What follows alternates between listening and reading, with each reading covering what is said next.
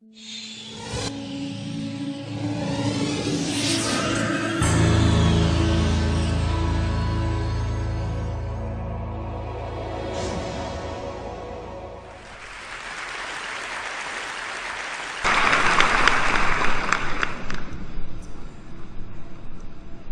the 1980s, in the communist Eastern Germany, if you owned a typewriter, you had to register it with the government. You had to register a sample sheet of text out of the typewriter, and this was done so the government could track where text was coming from. If they found a paper which had wrong kinds of thought, they could track down who created that thought. And we in the West couldn't understand how anybody would do this, how much this would restrict freedom of speech. We would never do that in our own countries. But today, in 2011, if you go and buy a color laser printer from any major laser printer manufacturer and print a page, that page will end up having slight yellow dots printed on every single page in a pattern which makes the page unique to you and to your printer. This is happening to us today. And nobody seems to be making a fuss about it.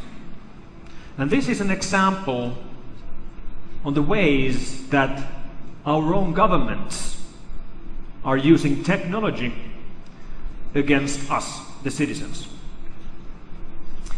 And this is one of the main three sources of online problems today.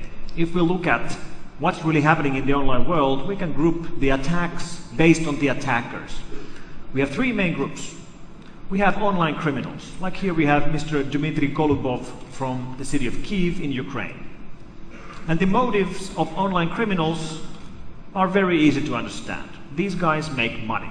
They use online attacks to make lots of money, and lots of it. We actually have several cases of millionaires online, multimillionaires who made money with their attacks. Here's Vladimir Chachin from Tartu in Estonia. This is Alfred Gonzalez. This is Stephen Watt. This is Björn Sundin, this is Matthew Anderson, Tariq Al-Daour, and so on and so on. These guys make their fortunes online, but they make it through the illegal means of using things like banking trojans to steal money from our bank accounts while we do online banking, or with keyloggers to collect our credit card information while we are doing online shopping from an infected computer. The US Secret Service 2 months ago froze the Swiss bank account of Mr. Sam Jain right here, and that bank account had $14.9 million on it when it was frozen. Mr. Jain himself is on the loose, nobody knows where he is. And I claim it's already today that it's more likely for any of us to become a victim of a crime online than here in the real world. And it's very obvious that this is only going to get worse. In the future, majority of crime will be happening online. The second major group of attackers that we are watching today are not motivated by money. They're motivated by something else. Motivated by protest, motivated by an opinion, motivated by the laughs. Groups like Anonymous have risen up over the last 12 months and have become a major player in the field of online attacks. So those are the three main attackers. Criminals who do it for the money, hacktivists like Anonymous doing it for the protest, but then the last group are nation states, governments doing the attacks. And then we look at cases like what happened in DigiNotar. This is a prime example of what happens when governments attacks against their own citizens. DigiNotar is a certificate authority from the Netherlands, or actually it was. It was run into bankruptcy last fall because they were hacked into. Somebody broke into and they hacked it thoroughly. And I asked last week in a meeting with Dutch government representatives, I asked one of the leaders of the team whether he found plausible that people died because of the DigiNotar hack. And his answer was yes. So how do people die as a result of a hack like this? Well, DigiNotar is a CA. They sell certificates.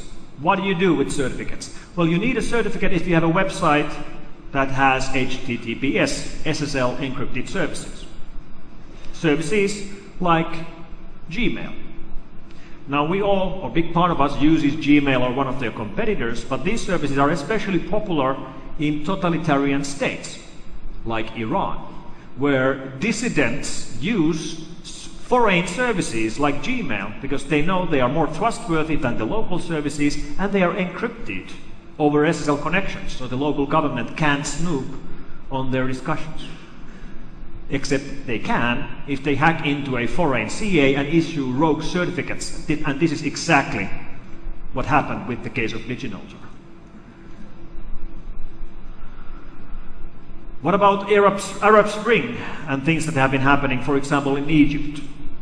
Well, in Egypt, the rioters looted the headquarters of the Egypt Secret Police in April 2011. And when they were looting the building, they found lots of papers. Among those papers, this binder titled Finfisher. And within that binder were notes from a company based in Germany which had sold the Arab Egypt government a set of tools for intercepting and in very large scale all the communication of the citizens of the country. They had sold this tool for 280,000 euros to the Egypt government. The company headquarters are right here. So Western governments are providing totalitarian governments with tools to do this against their own citizens. But Western governments are doing it themselves as well. For example, in Germany, just a couple of weeks ago, the so-called Staatstrojan was found, which was a Trojan used by German government officials to investigate their own citizens. If you are a suspect in a criminal case, well, it's pretty obvious your phone will be tapped. But today, it goes beyond that. They will tap your internet connection. They will even use tools like Staatstrojan to infect your computer with a Trojan, which enables them to watch all your communication, to listen to your online discussions, to collect your passwords. And when we think deeper about things like these, the obvious response from people should be that, okay, well, that sounds bad, but that doesn't really affect me, because I'm a legal citizen.